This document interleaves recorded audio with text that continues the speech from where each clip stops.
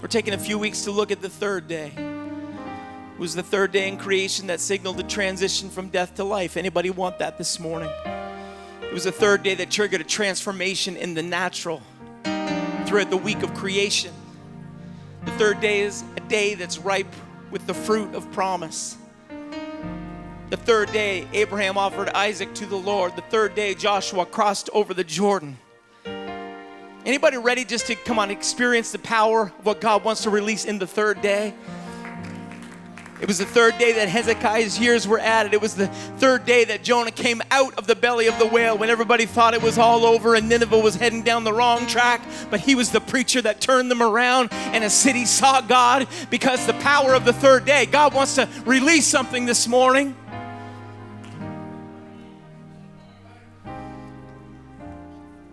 You may be seated on the power of this third day. It was in John chapter 2 that the Passover is at hand. Would you let me just pass by the funny stories and illustrations this morning? Is that all right? Y'all want a hot dog anyway, so. Or maybe you don't. In John chapter 2, the Passover is at hand, and Jesus goes up to Jerusalem. This was like a cash cow opportunity for entrepreneurs of the area. People who had traveled had done the math on bringing a lamb with them for the journey versus just buying one when they got there. So they knew it was easier. It was easier to buy an offering than to bring one. And so to convenience those people, there would be a market that was set up in the temple. Not just the market would be set up, but money changers were there to convert the various currencies of one standard into one standard coinage. The sanctuary shekel was used for the payment of the annual temple tax. It was used for purchases and requirements in the temple. The sanctuary shekel was, and people coming from various regions and various areas would need their money changed, but that came at a cost. Has anyone ever had to get your money changed in the airport before? You know what I'm talking about. An added percentage, a little bit for the transaction, a little bit for the person in the middle. They have to pay their way, but Jesus saw beyond the cover of what was happening and looked to the heart of what they were doing. And he said, this place is full of a den of thieves and robbers.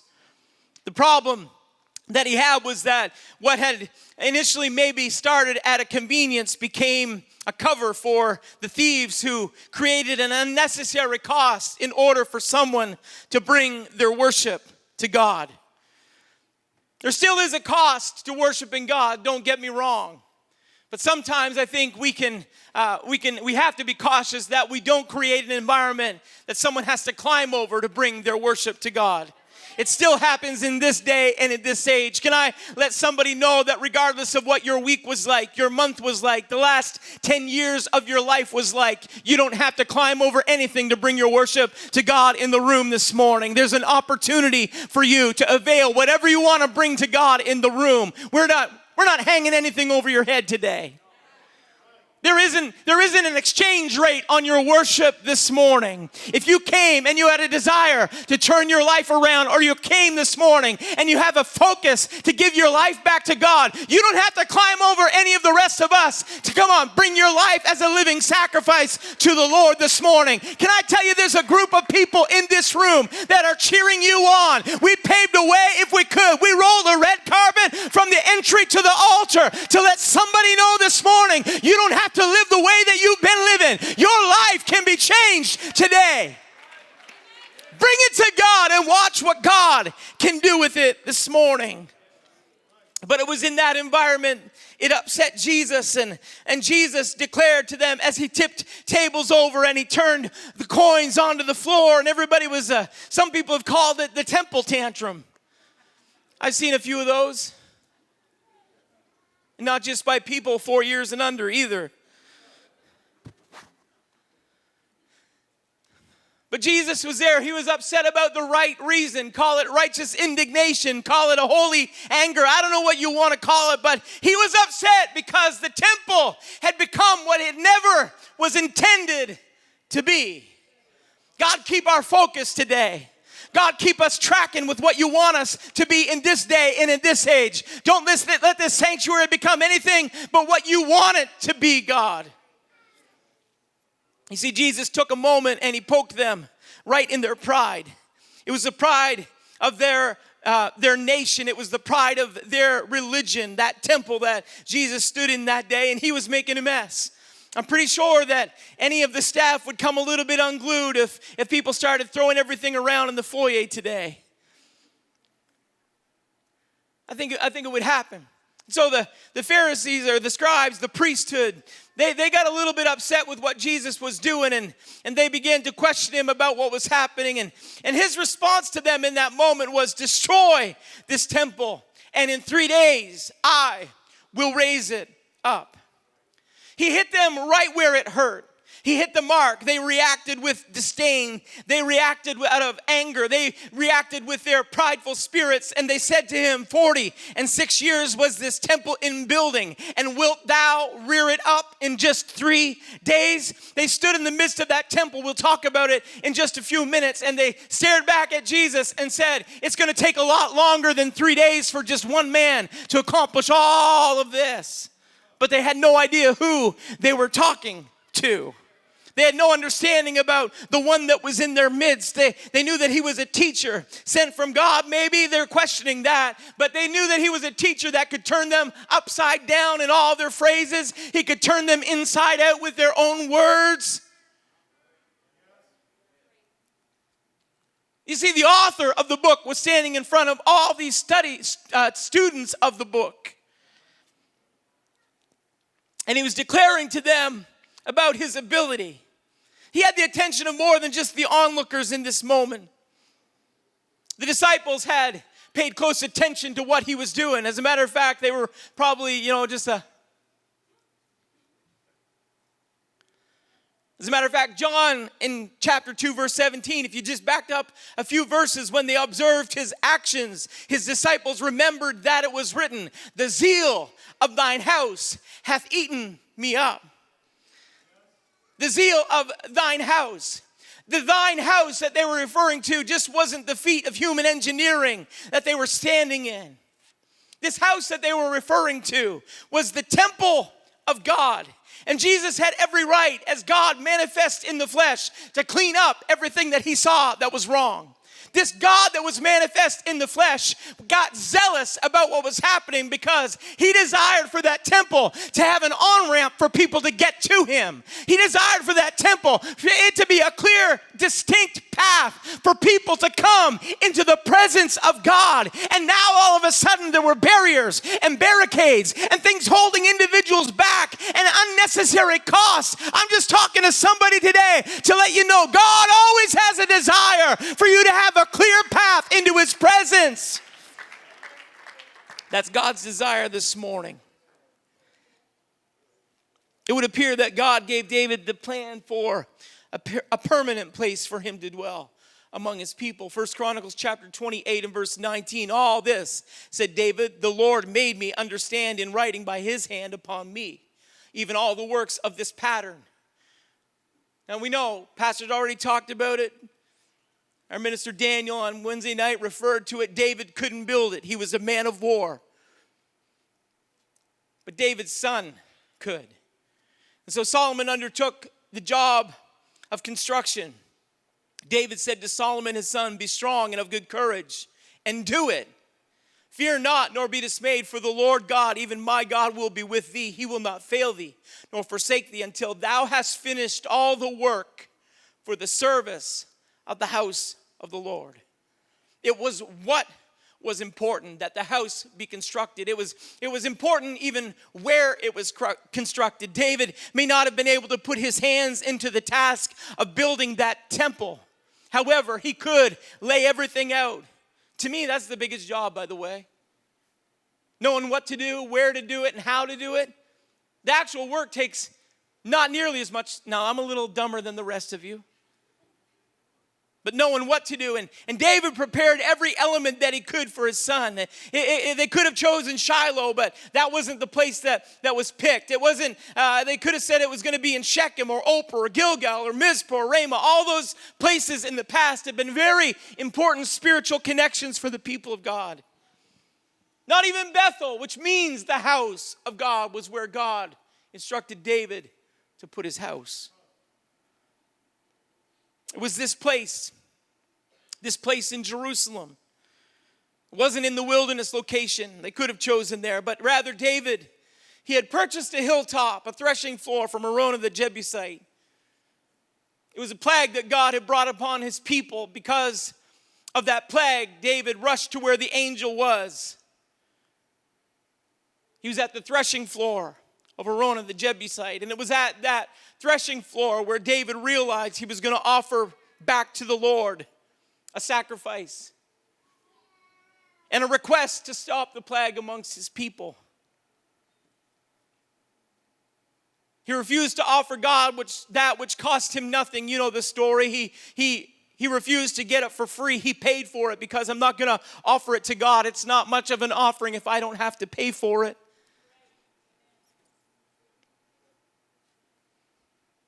And this location was more than just Araunah's threshing floor. If you track back in history, it was the place of Abraham's sacrifice on Mount Moriah.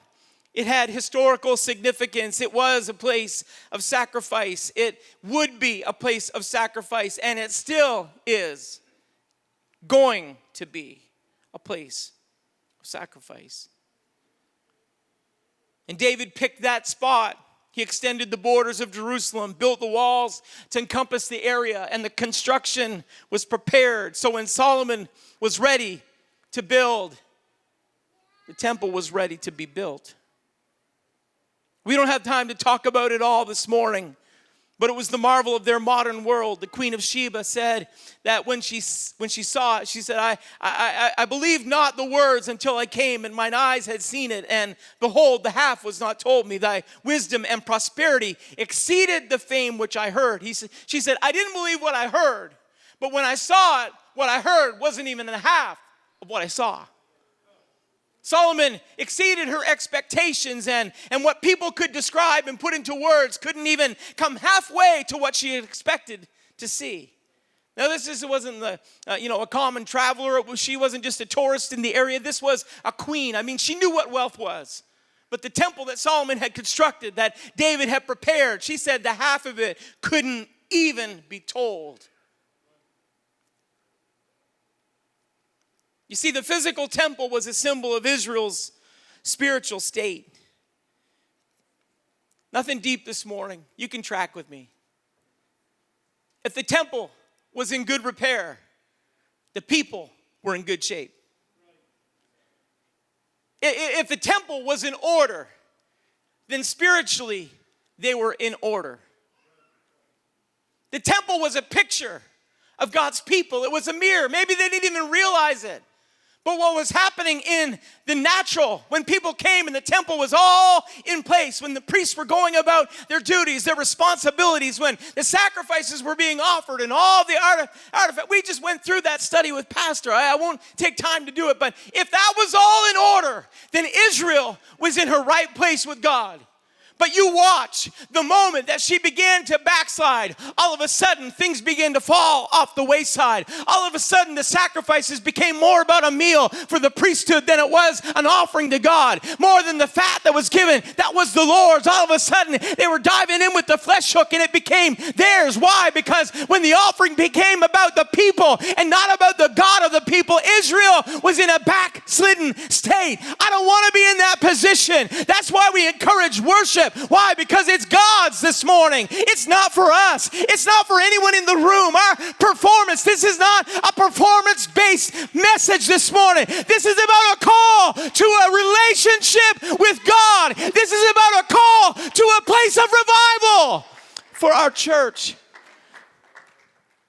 Why? Because the temple is a picture. That's what threw us in such a state at the beginning of March. All of a sudden, it's not all. Everyone says that the church isn't a building. No, but I'll tell you what, this is an indicator of what's happening in the supernatural.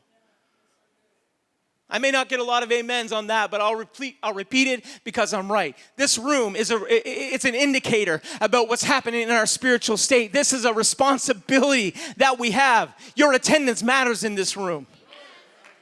We're going to do everything we can to make sure everybody's safe. Believe me, we will. We'll buy hand sanitizer until we can't get it anywhere, and then we'll make our own. Because we've done it before. We'll dip your hands in rubbing alcohol just to get in the room. We'll buy masks for you if you don't have one. And it's necessary. I'm not trying to be funny this morning. But I am telling you that what happens in this room is a picture of what's happening in the supernatural realm. It's a picture of how we're doing as a people. And that's why the enemy wants to get in and bring little divisions. And that's why the enemy wants to get in and try and thwart the purpose and the mind of it. That's why the enemy wants to get in there and kind of bring an attack against the ministers or the ministry or each other. The devil is all about destruction. Why? If he can destroy the temple, his job is halfway done. You say, Jack, you're putting too much emphasis on a room. I'm not. It's about the people that are in this room. But here's what I've learned, that if the people are in the right relationship with God, this room matters to you. If you're in the right place with God, you know what I see when people get closer to God? Pastor Jack, is it all right if I come by the church and pray this morning? Pastor Jack, is it all right if there's some things that are stirring in my spirit. Is it all right if we swing by this afternoon? Is anybody going to be at the church today? Can we get into the church to pray? Is anybody able to baptize somebody today? Is the baptismal ready this morning? Yeah, I'll tell you why it's ready. Because this place matters. It's a picture of what's happening in the supernatural.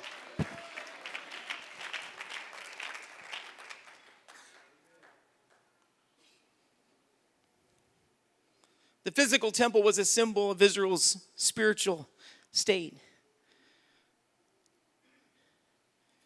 When Israel backslid, the temple would be completely decimated.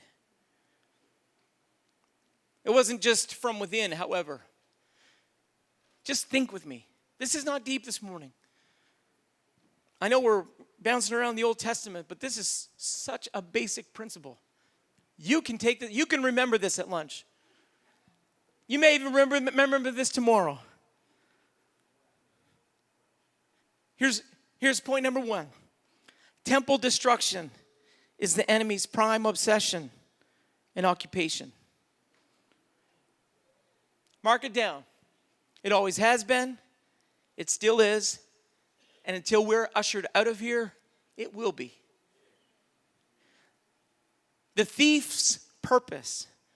Jesus said it, John 10, the thief cometh not, but he didn't come to fix the place up. He didn't come to add anything to what was happening. He comes but for to steal, to kill, and destroy. His purpose, Lucifer, call him whatever you want to call him, has a desire for destruction. He has an intention for desolation. That's his plan. Period. So no wonder. Now I'm just a simple guy. But if I rolled in and I saw a building and I was the enemy and I saw a building that the half had only ever been told, the most beautiful building that I had ever seen, I wouldn't destroy it. I'd move in.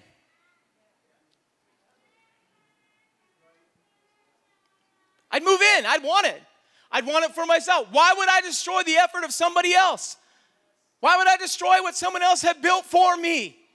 If I overcame them, if I was a strong man and I went in and bound the man of the house and took over the house, then I'd want that house for myself. But no, you watch what happens in ancient Israel. When the enemy would come in, they wouldn't say, whoa, gold, brass. Thousands of hours by experienced craftsmen, all constructed for us. No, you watch what they do. Destroy it. Tear it down.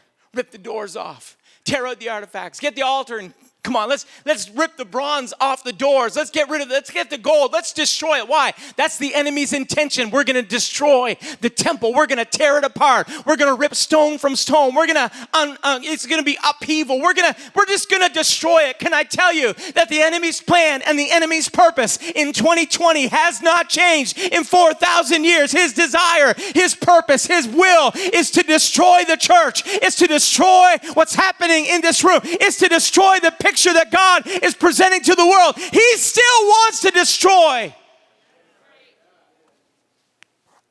To steal, to kill, and to destroy. And God wouldn't allow his glory to rest among his people, and their hearts were far from him. So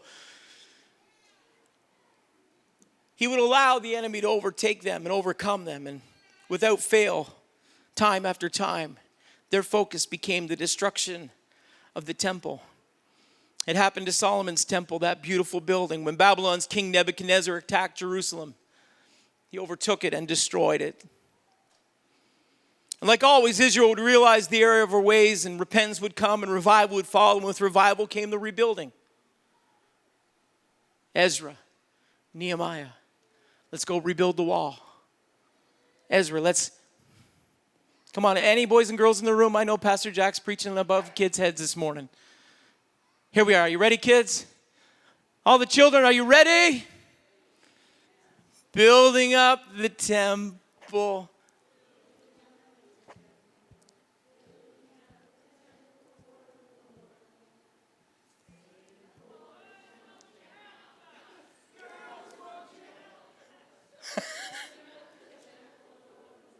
Okay, now that we're all reminded that the boys don't say, girls, won't you help us?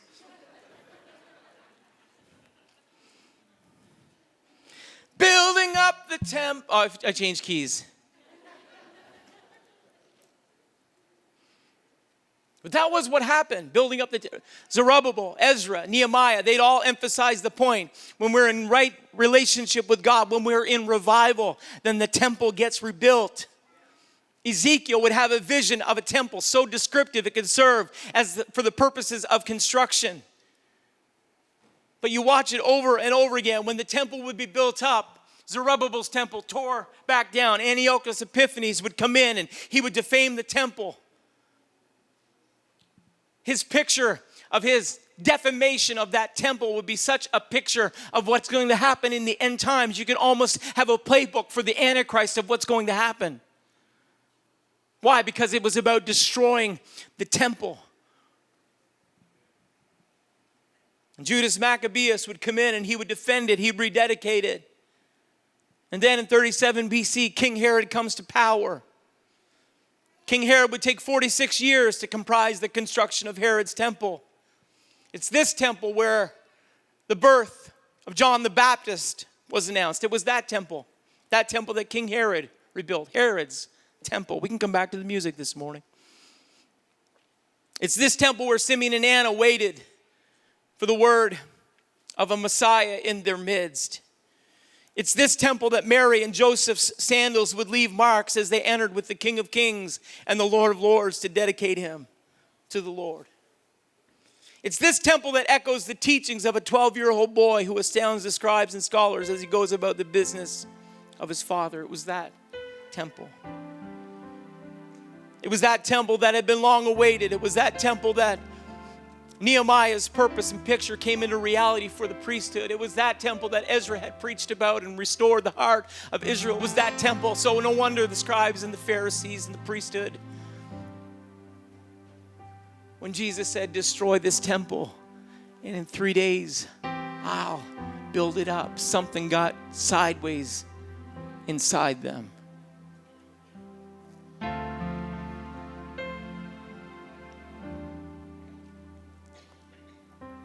You see, they didn't understand what he was speaking about.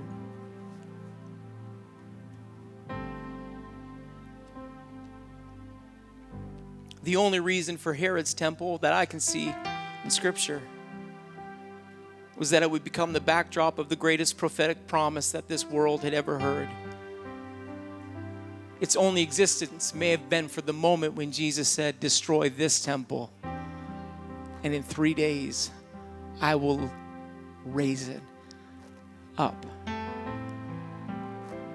Could it be that God would raise up Herod, raised in a Jewish household?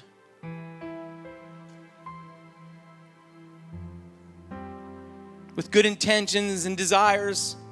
I've actually found that apparently Herod didn't just build a temple for the Jews. He actually kind of played to the Romans too. He built them or they think, they're understanding, it may be that he built them their own pagan temple.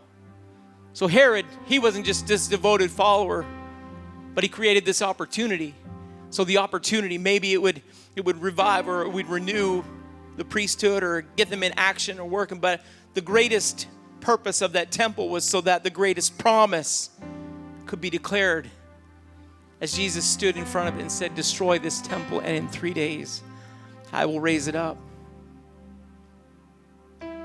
Here's our promise this morning. In the midst of the devastation of your life,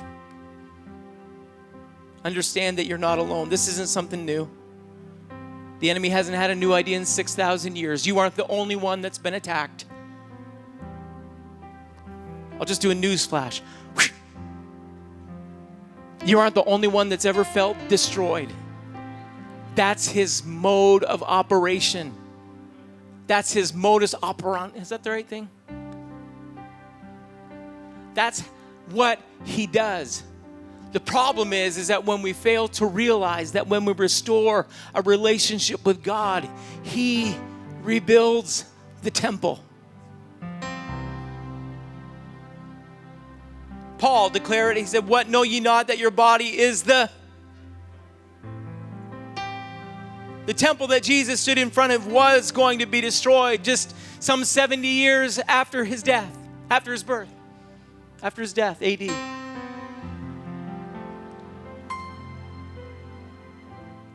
It was going to be destroyed. But the prophetic promise of his life was about to bring life to every whosoever will. The death, the burial, and the resurrection of Christ was going to be a picture of what he could do in the midst of devastation and destruction. What, know ye not that your body is the temple of the Holy Ghost? Destroy that temple, but in 3 days, God can raise it up. Maybe in the first and second 1,000 years, it didn't happen from 0 to 999 AD, or from 1000 to 1999. Maybe it didn't occur, but can I tell you that God wants to do something in this third day? If a day with the Lord is as 1,000 years, and 1,000 years is as one day, that in this third day of prophetic promise and utterance, then we have the opportunity for us to hear the call of God to say, come on, I'm going to revive you, CCC. Come on, I'm going to revive you, Apostolic Church. Come on, end time revival is there. This is that. We can raise the screen. I'm preparing to finish.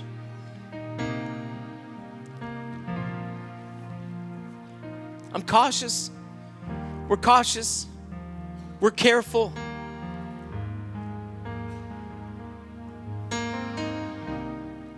But not more careful than we are about the liberties that we give up. Do I have to talk in code? Or can we all understand what we're talking about this morning?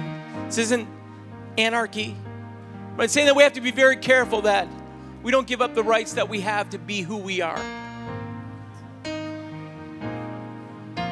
Because this matters.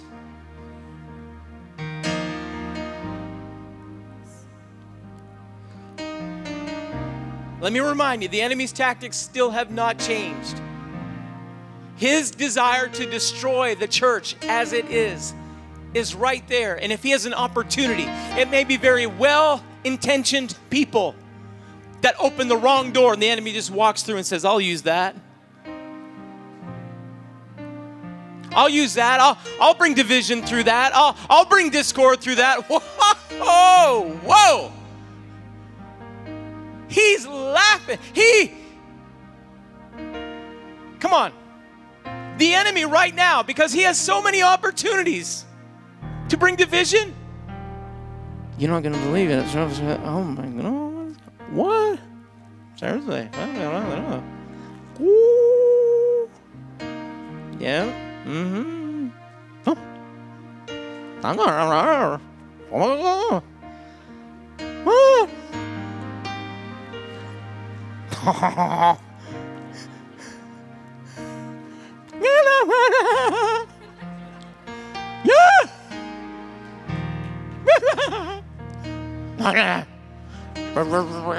I feel like Mr. Bean.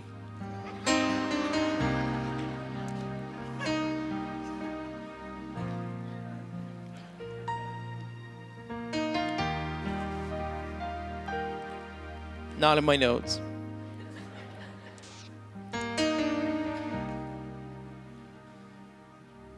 The enemy's plan is still to destroy the church. The enemy's plan is still to destroy the temple. But we have a prophetic promise that said, come on, destroy this temple, and in 3 days, I will raise it up. Do your best work, devil. Do your best work against the church. But there's still an end-time prophetic promise that says, in the last days, saith God, I will pour out of my spirit upon all flesh. Come on, multi-generational promises there, and I'm ready to receive it.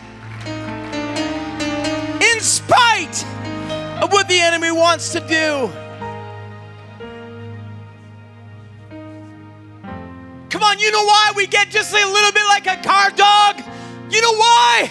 Because this is his temple. You are his temple.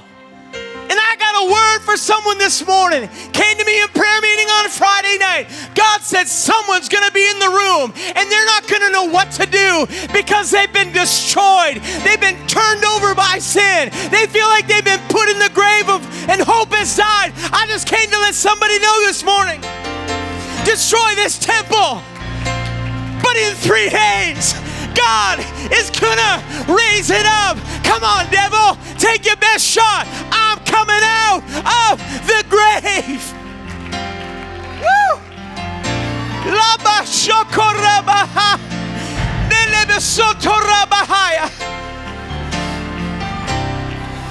Come on, Lazarus, come forth.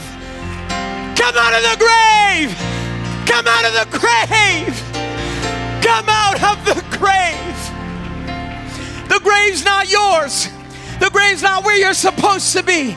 That's why Jesus said, somebody, come on, get the grave clothes off of him. That's not where Lazarus is supposed to be. I've come to let somebody know this morning, the grave isn't yours. Destroy this temple. But in 3 days, God's gonna raise it up. In this generation, God's raising it up. God's raising us up out of places. Come on, out of places of destruction, out of spiritual devastation. I hear the call this morning. Come on, Lazarus, come forth. I hear the call this morning. Is anybody hear that call today?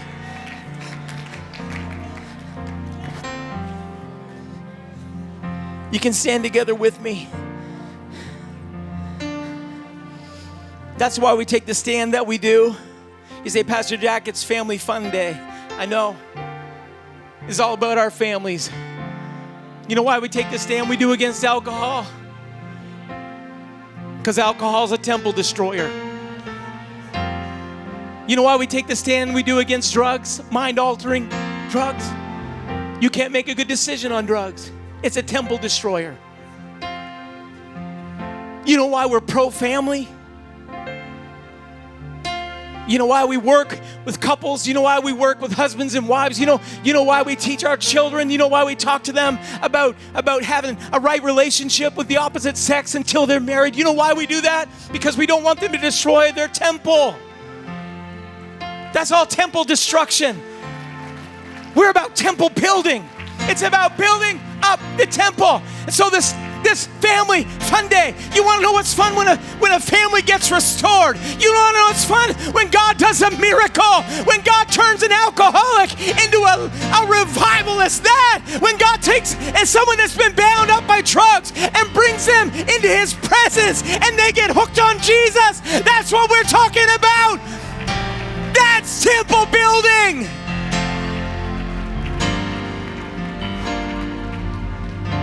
He still builds up the temple.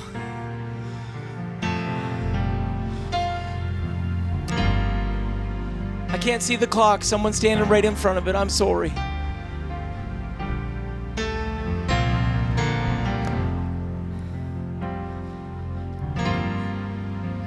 Jesus' life was a model of what he can do with the broken life.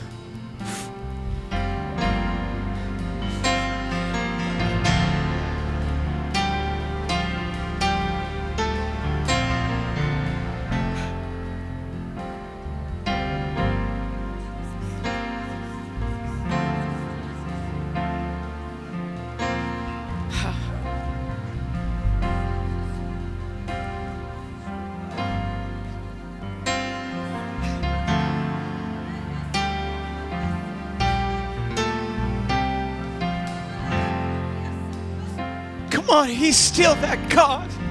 He's still the God that puts families together. He's still the God that restores. He's still the God that builds up temples.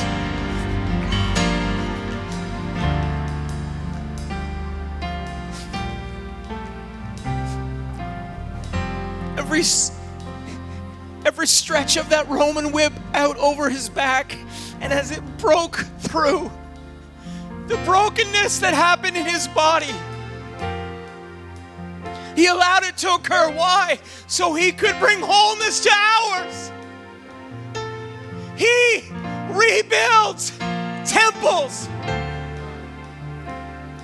He allowed the Roman cross, carried it,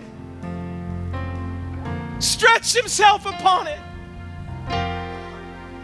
Body broken, bleeding, bruised. Why? It's a picture of what's going to happen. When somebody's broken and bruised, when they're broken, they've been hurt from the outside, they've been destroyed on the inside. I just want them to know what I can do with a broken temple.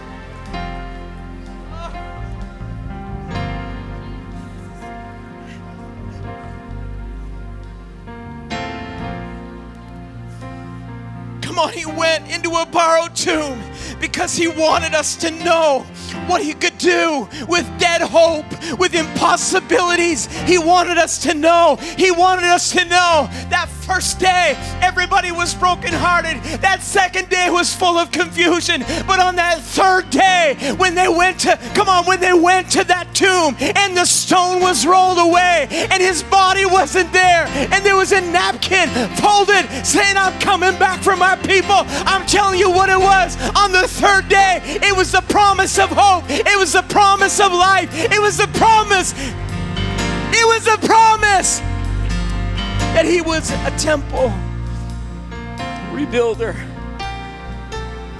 That's the power of a third day. We had a baptism on Monday evening. I loved it.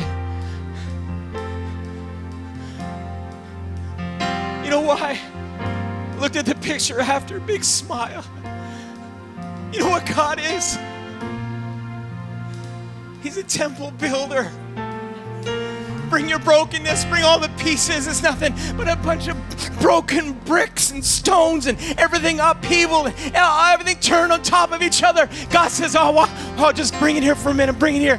3 days, destroy the temple. But in 3 days, 3 days, 3 days I'm gonna, watch what God begins to do. You see, the enemy comes to steal, kill, and destroy. But God says, just a minute. I'm going to put it all back together.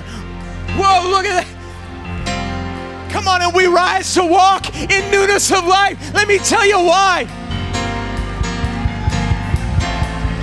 He's a temple rebuilder. That's what God is.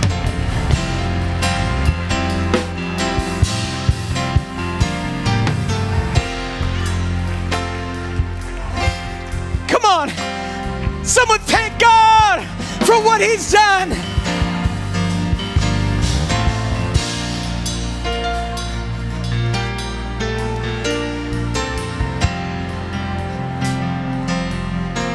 There's an anointing in this room.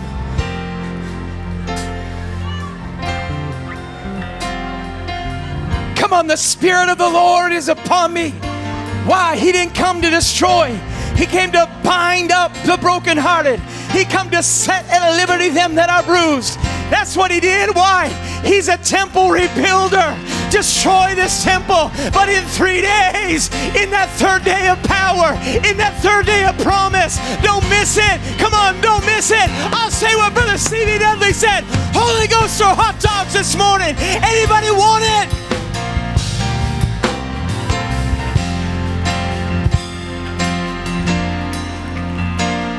I wish I was 20 years younger. I'd jump. Will you jump for me, Jockton? Come on, jump. Jump like 4 feet high. Don't stop for a minute. Don't stop for a minute. Yeah, thank you. I wish someone joined him. Just let the devil know you're not dead this morning. I feel it flowing. Woo!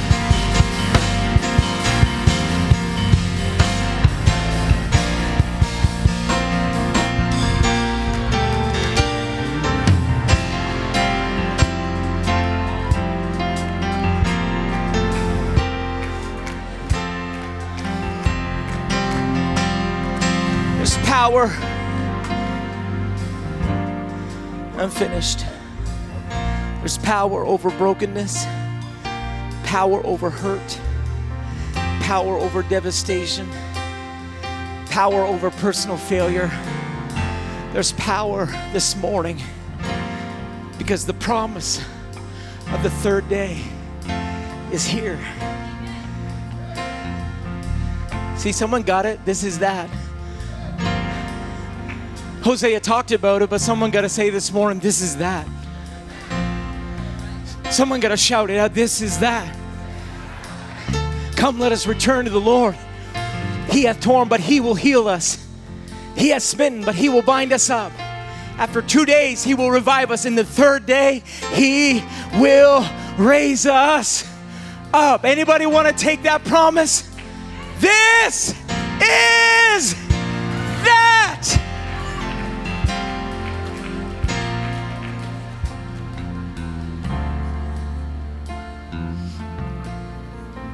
Thank you for being patient with me today.